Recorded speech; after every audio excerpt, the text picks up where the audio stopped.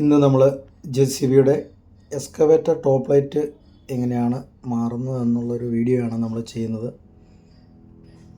Work ചെയ്തുകൊണ്ടിരുന്നപ്പോൾ ആ ഒരു side കീറിപ്പോയി, മൂലം നമുക്ക് ശരിക്കും അത് കാണാം. നിസ്സാര ഒരു വർക്കിൽ തീരേണ്ട ഒരു വർക്കായിരുന്നു ഇത്. പക്ഷേ അശ്രദ്ധയും തിരക്കും കാരണം കൊണ്ട് പറ്റിയതാണ്. നേരത്തെ കണ്ടിരുന്നെങ്കിൽ ഈ ഒരു ടോപ്പ് ലൈറ്റ് മാറേണ്ട ഒരു ആവശ്യകത ഉണ്ടാകത്തില്ലായിരുന്നു. കാരണം ഇത്രയൊരു ഭാരിച്ച ഒരു ചിലവ് ഉണ്ടാക്കേണ്ട കാര്യമില്ല. ഇപ്പം നമ്മളത് തന്നെ വെച്ച് ചെയ്യാൻ നോക്കിയെങ്കിലും നടന്നില്ല. അത് പ്രായോഗികമല്ല. ഈ സെയിം വർക്ക് ചെയ്യുന്നേക്കാളും കൂടുതൽ അതിൻ്റെ എഫേർട്ടാണ്. അതുകൊണ്ട് നമ്മൾ ടോപ്പ് ലൈറ്റ് മാറാൻ തന്നെ തീരുമാനിച്ചു. ഇപ്പോൾ അത് കട്ടിങ് തുടങ്ങി. കട്ടിങ് കഴിഞ്ഞ് നമ്മളത് ഷേപ്പ് ചെയ്തു.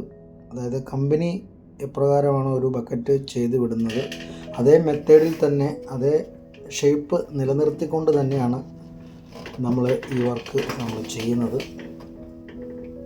അത് കട്ട് ചെയ്ത് തീരാറായി. നമ്മുടെ പ്രൊഫഷണൽ കട്ടറും ഫാബ്രിക്കേറ്ററുമായ ജിനീഷാണ് അത് കട്ട് ചെയ്യുന്നത്.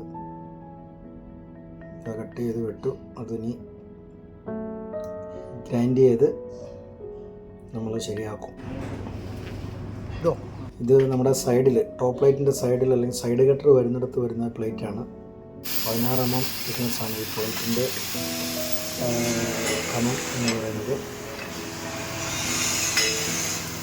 ശ്രദ്ധിച്ചാൽ കാണാം ഒരു ഷോർട്ട് അടിക്കാനുള്ള, അതായത് സൈഡ് ബോൾട്ട് ആ വെട്ടിൽ തന്നെ കിടന്നു തിരിയാതെ നമ്മൾ ബോൾട്ട് അടിക്കുമ്പോഴും ടൈറ്റ് ചെയ്യുമ്പോഴും തിരിയാതിരിക്കാൻ വേണ്ടിയിട്ടാണ് കമ്പനി ചെയ്യുന്ന പോലെ തന്നെ നമ്മൾ ആ സ്ലോട്ട് ഇട്ട് നമ്മൾ ചെയ്യുന്നത്. ഇതാണ് പുതിയ ടോപ്പ് ലൈറ്റ്. ഇത് വെച്ചാണ് നമ്മൾ ചെയ്യുന്നത്. ഇതിൻ്റെ നീളം 32 ഇഞ്ച്, വീതി 9 ഇഞ്ചുമാണ്. അതിനകത്ത് 10 ഹോളുകൾ വരുന്നുണ്ട്. അതായത് 3 ടീത്തും 2 സൈഡ് കട്ടറും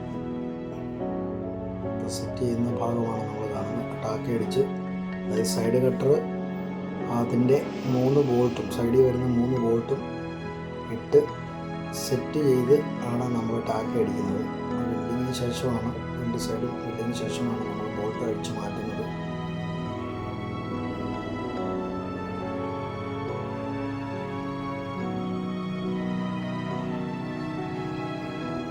ഫുള്ള് വെൽഡിങ് തീർന്നതിന് ശേഷമാണ് നമ്മൾ സൈഡ് കട്ടർ ഫിറ്റ് ചെയ്യുന്നത്. ഇത് നമ്മുടെ ഫിനിഷിംഗ് ആയിട്ടുള്ള ഭാഗമാണ്. കണ്ടാൽ നമുക്കറിയാം. വിളിക്കുക 95 40.